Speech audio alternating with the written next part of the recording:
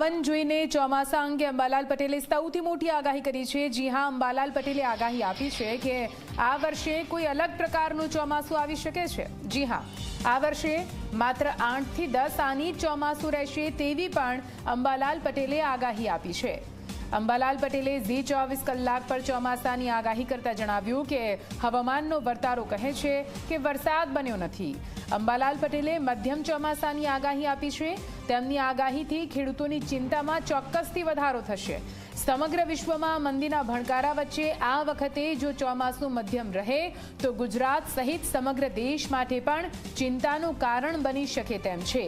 અંબાલાલ પટેલનું કહેવું છે કે પશ્ચિમ દિશાનો મધ્યમ પવન છે, જે સૂચવે છે કે આ વખતે ચોમાસું કંઈક અલગ પ્રકારનું હશે। પશ્ચિમનો પવન હોય તો ખેતરવાડી ના સુકાય એવું ગણી શકાય। એટલે એકંદરે ચોમાસું 8 થી 10 આની જેવા ગણી શકાય। પરંતુ વરસાદ મેઘ ગર્ભ ત્યારે બરાબર બન્યો નથી, એટલે કોઈ અલગ પ્રકારનું ચોમાસું આવી શકે। અલગ પ્રકારનું ચોમાસું આવી શકે। અલગ પ્રકારનું ચોમાસું આવી શકે। પશ્ચિમનો પવન હોય તો ખેતરવાડી ના સુકાય એવું ગણી શકાય। એટલે એકંદરે ચોમાસું 8 થી 10 આની જેવા ગણી શકાય।